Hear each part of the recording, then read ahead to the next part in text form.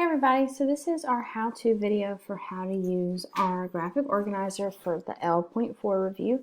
I have in the middle here an example from the story, and then of course I have my story open as well so that I can use it to help me through the process. So the biggest and most important thing here, and I'm going to highlight it, probably I might just make it a whole new color. But you need to start in this box right here. What is the context of, so we need to look at the context of the word or phrase in the story. As I was saying, it's the what is the context of the word or phrase in the story. So this would be a great time for you to just go and copy and paste the sentence that the phrase or the word was in. So let me go find my stuff real quick because I have to go find. So this is going to be the biggest thing, is going back and finding the word that I'm asking you to look for.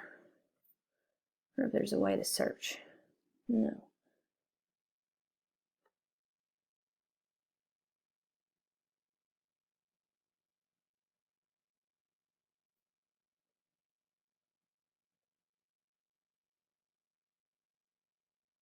Okay. So I'm actually going to, I found it. I'm actually going to copy this whole section because it gives me all the context I need to understand what was going on.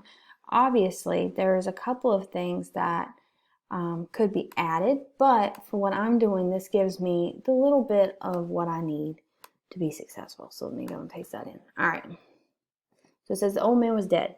I took away the bed covers and held my ear over his heart. There was no sound. He was dead, dead as a stone. I'm going to highlight it because it makes me happy to see highlights. And his eye would trouble me no more. So this is weird. You actually kind of need to work around it to kind of figure it out. So in this particular case, are there any parts of the word or phrase that you know the meaning of? So in this particular case, I know dead is non-living.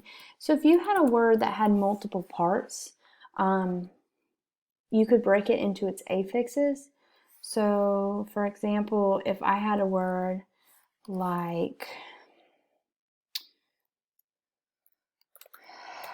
deduct that I didn't know, you've not learned D yet, but you know that duct means to lead. So in this box you would put duct equals to lead, okay? So that would be how you'd have to think about it. So you can either break it into the parts that you know or the words that you know. But I also know that stone is a rock. So I'm going to break it into the two parts that I do know. Are there any clues to the meaning of this word within the sentence? So I'm going to put right here. Oh, it took me a second. I couldn't get my thing to click in the box. So are there any clues to the meaning of the word within the sentence? So I would put as. This lets me know it's a simile.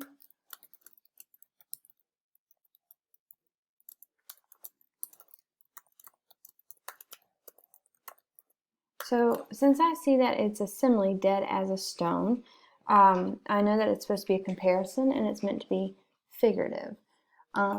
And when you think about it, that kind of makes sense because stones are rocks, so they were never living in the first place.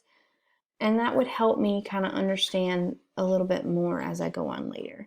So if you wanted to look at some of the other stuff you'd be doing, mad is one word, so you'd really have to use those clues you see in the sentences to help you. But down here I have the cold feeling went up and down my back. You would have to kind of think about words that you already know and then some clues about that you see in the sentence or in the context that you would have seen already. Okay? Here we go. Are there any clues to the meaning that can be found in the sentence below? So his eye would trouble me no more. So, I mean, are there any clues? Yes.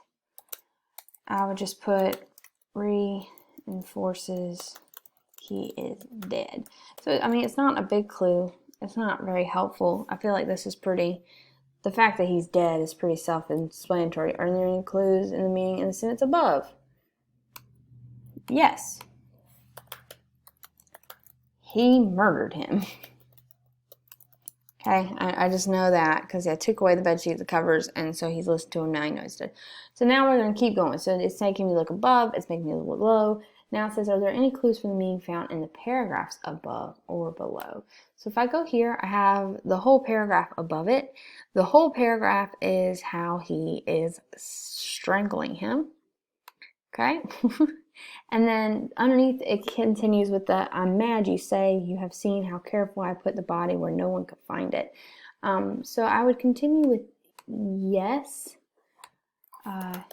Yes describes the murder.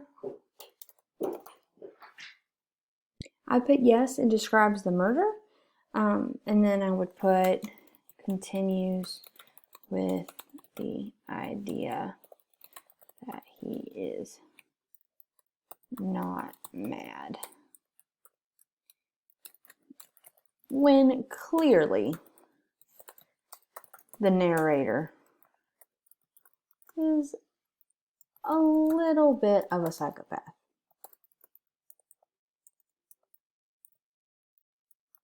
He's a little off. I'm just gonna put it out there. So what is the tone? This tone is, I know this is gonna sound weird. He's dead as a stone.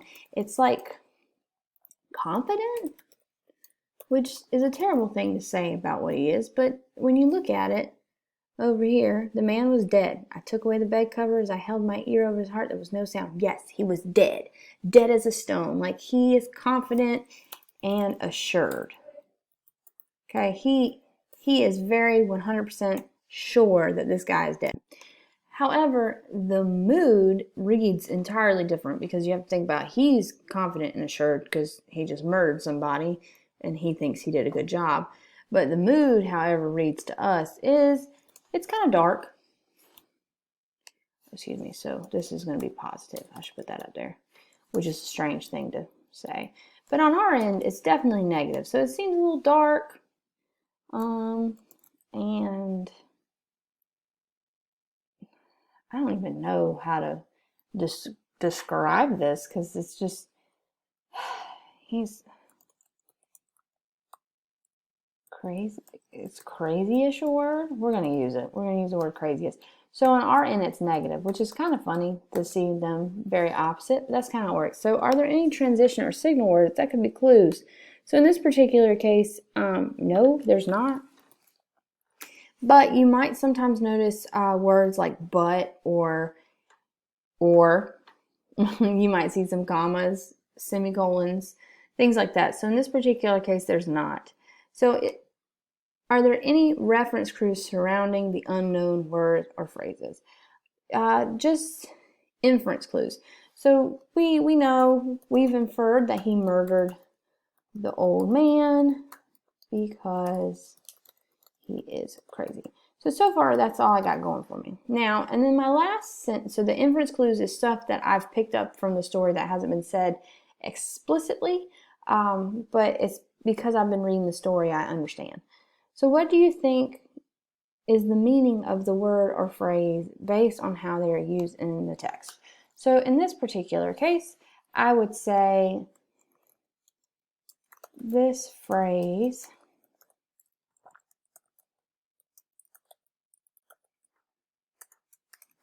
dead as a stone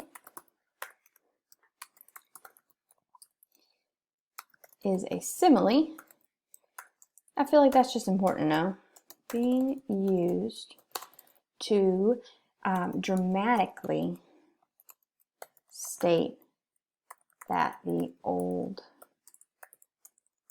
man is really dead. Okay, so in this particular case, you can't be more dead than something that was never alive. I might even put that. You can never be more dead than something that was never alive. So you see, you get to have a little bit more fun with this because you get to do words, you get to do phrases in this as well. So you get to do something a little bit more different. But yeah, start here and then work your way around and then think about different, so you're going to think about parts of the words that you know or phrase, so pick out words you do know. Are there any clues, meaning words for with mad? Mad's a multiple meaning word. You might know the meaning of the word mad, right? But it's not being used that way. So you can use the definition you know to kind of play off of what you see, and then you can go from there. But then we're going to look for clues in the sentence above, below, beside, paragraphs. Think about the mood and the tone, positive, negative. Give it some words to it. But this is pretty much how you break this down. Like I said, start here. Start in this one and work your way around like if you were playing a board game going clockwise.